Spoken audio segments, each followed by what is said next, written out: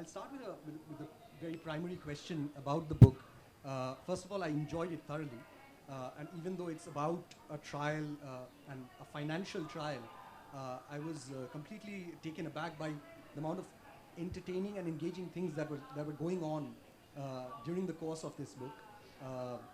There was an illicit love affair somewhere. There's a gun battle somewhere going on.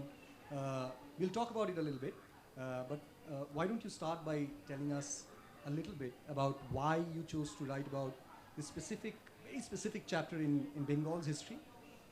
And for those in the audience who may not be aware of who the Maharaja in your title, Maharaja Nanda Kumar, was, tell us a little bit about him, as well as what his relationship with Warren Hastings was. Thank you. Thank you so much for coming. And I know we had a session on food, and now we are getting into food for thought, which is history. So for me, I've been fascinated by history all my life, and I feel history is like untold stories, right? Even if you can read about one part of history, there are so many other aspects which we don't know about.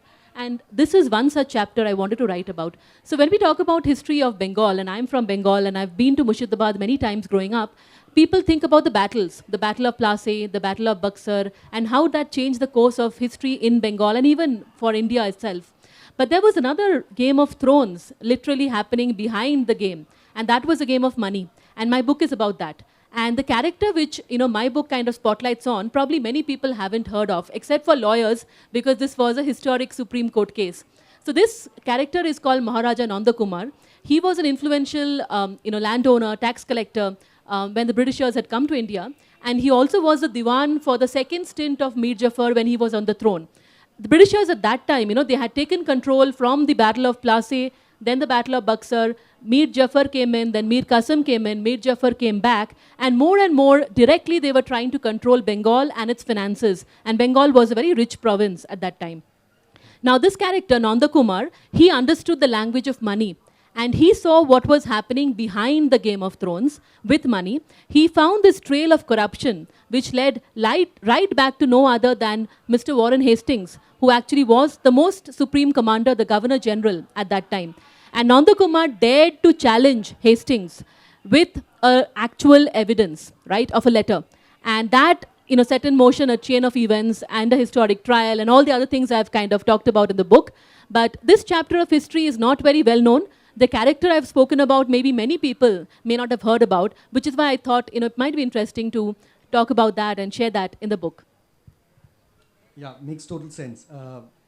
Another thing that really intrigued me while reading your book is it sets around 100 years before the Sepoy Mutiny. Yes.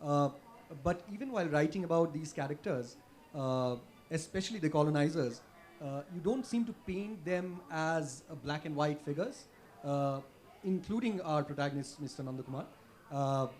They're all in the gray area. Was it a conscious choice to not demonize the quote-unquote the villains of the story and humanize them in order to make it a more readable experience, in order to make it more authentic? Definitely. So I feel, in history, it's very easy to take a very simplistic view and say he's the hero or she's the hero and he's the villain or she's the villain. But we simply don't know enough to characterize. And in human life, we know most people are not like that, right? We all are shades of, multiple emotions. And I feel the characters are also like that. So while Nanda Kumar, the protagonist of the book, played a very influential role and he brought this entire trial to light, he dared to challenge the most supreme commander of the British at that time. But was he the most, beatific character? Probably not, and I have spoken about that. Similarly, Hastings had a very difficult role in India. So was he really demonic? Probably not. So I think, and that's what makes the characters and their stories so much more interesting. This was one episode in their life, and that episode kind of defined a Supreme Court trial. That episode defined two later impeachments which happened, which were in themselves quite historic. And that episode defined a lot of things about the politics and the history of that time. But beyond that, they were just human beings. So they had their own shades of black and white. And so I've kept them deliberately grey, because I believe they were grey. Yeah, and while we can't talk about, because it's called the Trial of the Maharaja, so you have to read the book in order to know what the outcome of the trial was. We can't talk about that. But towards the end of the book, after the trial is over, you also talk about, you move away from Nanda Kumar's story and you go towards Hastings' story. Will you tell us a little bit about that? What happened to him? Correct. So, very interestingly, what happened, and this trial is, of course, by in itself quite historic. It's an 8-day trial, first Supreme Court trial in India after the Britishers set up the Supreme Court in Bengal. So, the book kind of captures that. But what happened after the trial, right? So, there were multiple other characters which played a key role. The trial was not the end of the story, and the story continued from there.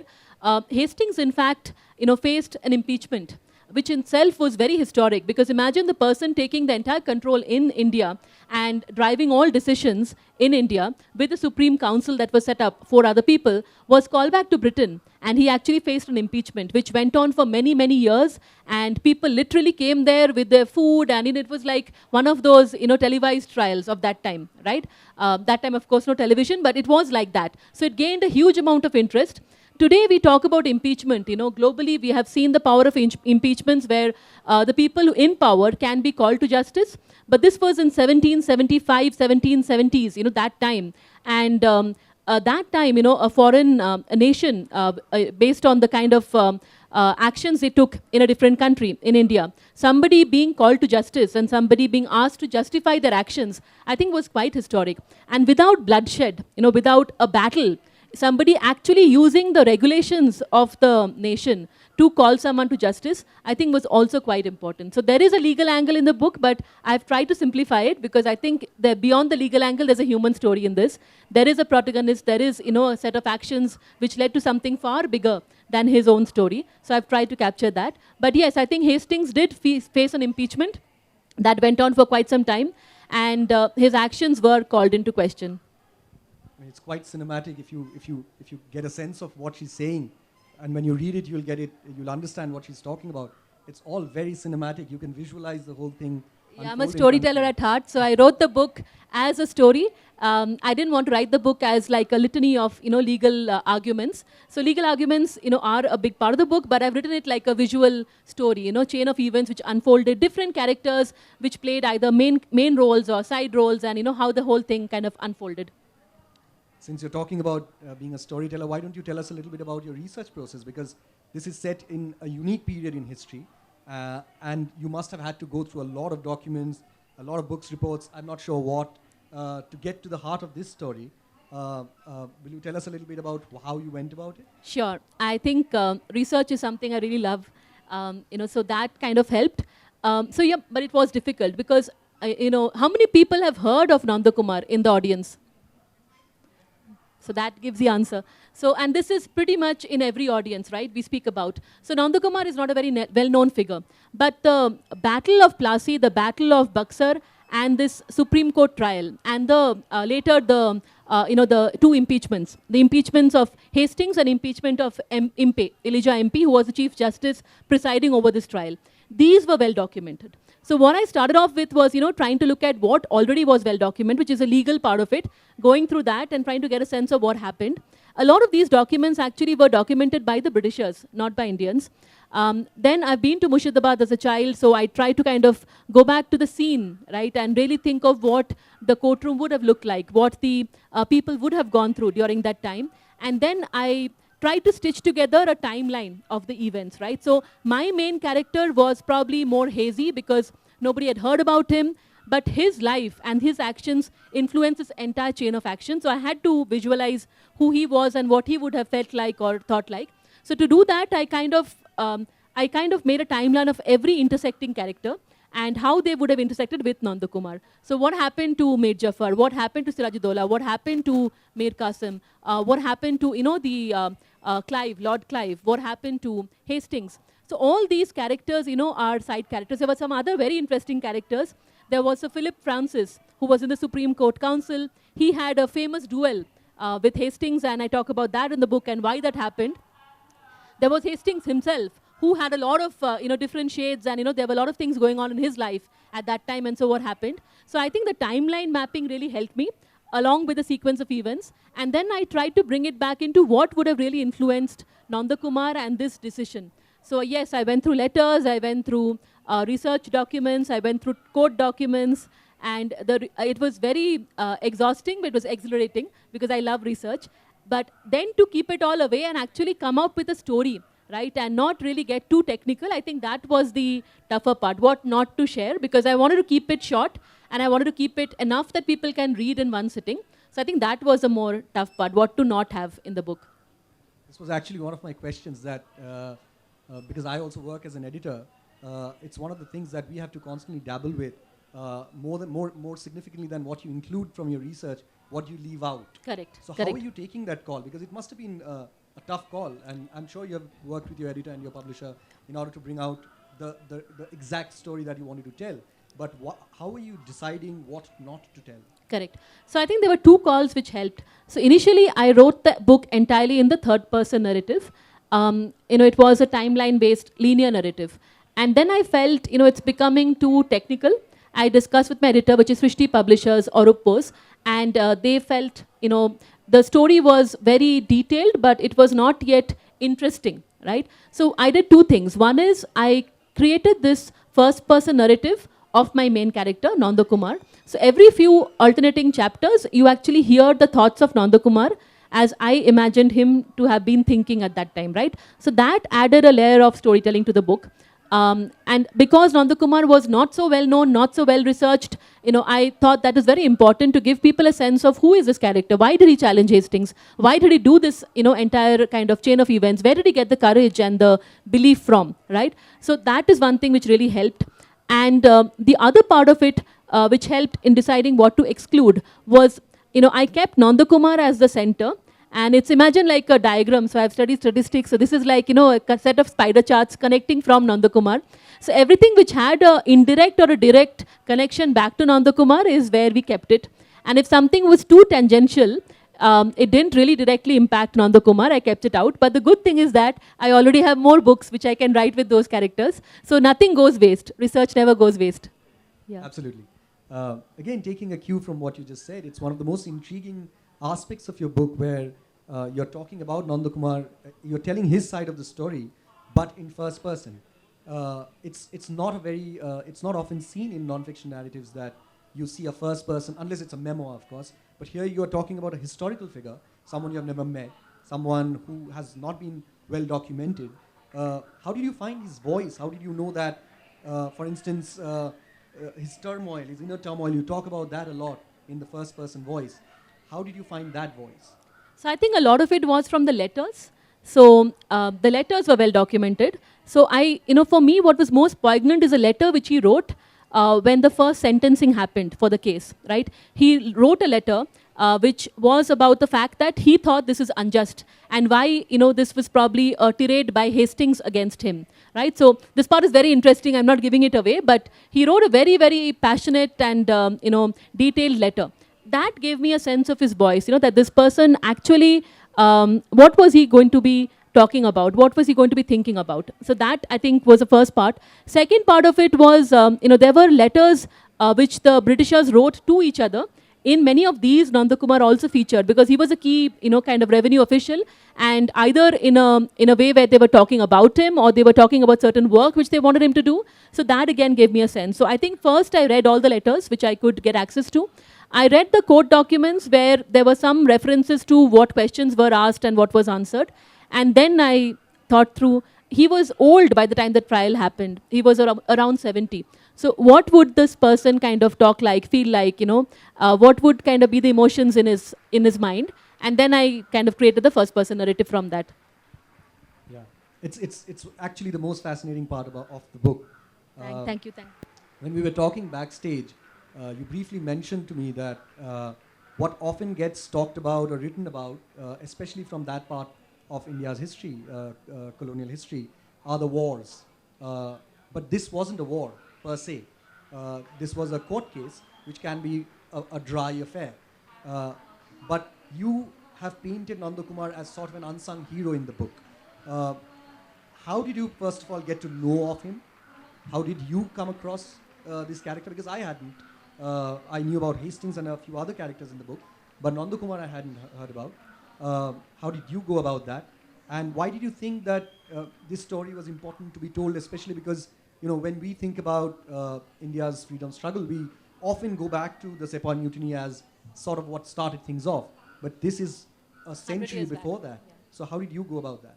So I've always loved history, and from my childhood, my first dream was to be an archaeologist. And literally every holiday we would go to, I wanted to carry a spade and Indiana Jones. yes, and I wanted to dig up an old civilization. So I was that mad, and somehow that madness never left me. Though I chose to work in an area where numbers were kind of helped me get my stories, but I never lost that love for history and my love for digging into research and history. So that was there. That was one.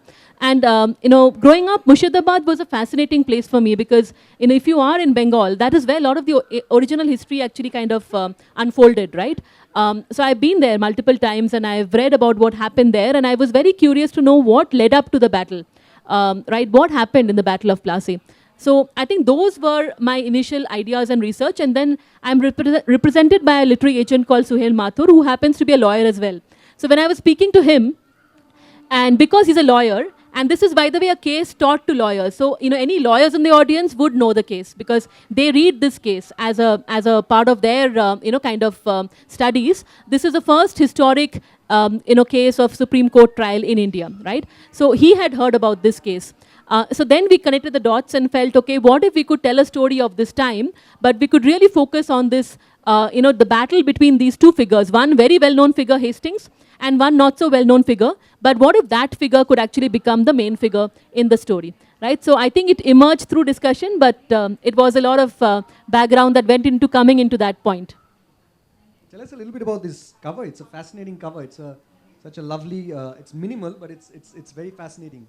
Yeah, I think like I was telling you backstage, I think in words and numbers, not in design. So cover was all credit to my publisher, Arup Bose, and my editor, Stuti Sharma. I think they went through a lot of ideas, and this was the final design. So we went through designs, and this was the final design we chose because exactly what you said. We wanted it to be minimal. We wanted it to give a sense of the fact that this is not just two characters. There were other characters as well who are in the shadows, who were really kind of taking the... There's a bird as well on the There's cover. a bird as well. So you don't know if the bird is telling the story or hearing the story, but yeah, I think the idea was to keep it minimal, at the same time give a sense of the fact that this is a story from the past and unheard of story from the past. The bird could be Twitter. One of the characters that I want to talk about, and I want you to talk about rather, is Munni Begum's character. She's possibly the only prominent female authoritative figure in the book. And it's also a very unique character, especially because at that time you wouldn't see too many female characters who would be in positions of power, which were attained solely by their own credit. They were not handed that power. They had to literally snatch it from the powerful men of the times. Is that a story you would separately want to tell? Because there is definitely a story there. She features very prominently in the book, but still it's an episode in the book. But I feel like there's a larger story there. Would you like to talk about her a little bit? Definitely. I think so. Munni Begum, to introduce Munni Begum, she was the wife, one of the wives of Mir Jafar. Now people know Mir Jafar. He was one of the Nawabs of Murshidabad. But people again don't know Munni Begum. And as someone who's writing on history and researching on history, and as a woman, I always love to find out about women characters, because if history has untold stories, history of women is, I think, completely untold in many parts of history, and I wanted to really bring that out. And she was such a fascinating character. She was a dancer, and she was actually sold off by her mother at a very young age to become a dancer, to a dancing troupe. And it was while she was dancing that she caught the eye of Mir Jafar. This was in one of the weddings of the Murshidabad Royal Palace. And then they got married. Mir Jafar married her, and she became one of his favorite wives. So unlike many other women whose stories end, with marriage and with all of that, here the story actually continued. So Munni Begum, like you mentioned, she is a character who knew how to kind of get her pound of the flesh. She knew how to kind of forge relationships. So she did that with multiple British administrators. She did that with Clive. She was in very good terms with Clive. When then Clive left, Hastings came in. She did that with Hastings. On the other hand, even with Nanda Kumar, she had a very good rapport. So though Nanda Kumar and Hastings were actually battling each other, she was like the one person who had a good relationship with both. And it was her letter to Hastings which actually forms a very key part of the book. I won't talk more about that, but she wrote a very, very revealing letter. And that letter played a very key role in the book. And she held on to her power behind the thrones quite almost to the end of her life. So, fascinating character, again, someone we don't know much about, but I really wanted to bring out that character. In my book, she played probably a side role, but there is definitely a story of Munni Begum, which I would like people to know more about. Yeah. Would you like to write that? I would. I'm really looking for references and research material, and I think I just want to stay with this period of Bengal history, 1700s, and there's so many interesting characters, so many untold stories that just writing this could take a lifetime, I feel. Another thing that you talk about documentation, and of course you had to go through all the research work to get to this place. But a large part of the documentation, as you were again telling me, was done by the colonizers. There was hardly any done from our end. So that obviously painted a sort of a biased picture of what the actual situation might be like. So how are you deciding what to take from the research material? Because obviously it was coming from only one end, it was telling one end of the story. Correct. No, that's very true. I think that's always danger of writing historical nonfiction, because if you look at the kind of documentation that is there, it's often, in this case, it was done, a lot of it actually was done by the Britishers. So what I did was two things. One is, tried to again look at multiple aspects. So in statistics, we call it triangulation. So you don't depend on one source of data, look at multiple sources of data. So of course, I would look at anything in which Munni Begum featured, which could be a blog, which could be a letter, which could be, some, historic document, which could be, some kind of court documents. I would look at all references to her. And then I would kind of peel away the layers through that and try to find out, okay, what would she really be like? What was the fact in this and what were the opinions in this? And try to separate out. Again, I'm sure when I'm writing, I cannot completely divorce my opinion. Some of that will come in, but at least, I try wherever possible to paint a balance, because I think that's what you mentioned in the beginning, that nobody was a saint and nobody was a sinner, right? They all had different shades in between. History in that sense is also open to interpretation. It is open, yeah. And I think that's why I wrote this book, because this is a very important period of history which changed many things for India, right? The Regulating Act in 1773, which came up, was one of the single biggest changes in the country, because Britishers actually then became rulers. And their laws became our laws. That was a very, very huge moment. Many people at that time, probably it was too close to what was happening. They didn't yet realize this is such a big shift happening from being traders to being rulers. So how they were reacting, right? Was everybody reacting in the supposedly right way? Not yet, right? So I think that's why it's very important to look at it from the point of view of, this is what I researched and found out. And yes, there are more stories which could be told from the same period, but it's open to interpretation, it's open to judgment and thoughts. And if I'm not wrong, it's also the first case that after the establishment of the Supreme Court, right? The very first Supreme Court trial in Bengal, which is why it's part of the legal course. It's startling that it's not more significant then, because it's sort of changed the course of history for this country. Yeah, I'm also surprised. I think there is, for example, in Bengal, maybe some people do know about this, probably because we grew up kind of thinking about this period and what changed, etc. So I think some more people, I think regional history is very rich in India. Maybe a lot of it is not yet available in English. That could be one more thing. And on the other side, the Britishers had some documentation of the case and of the impeachment, but that they had their own shades. Yeah.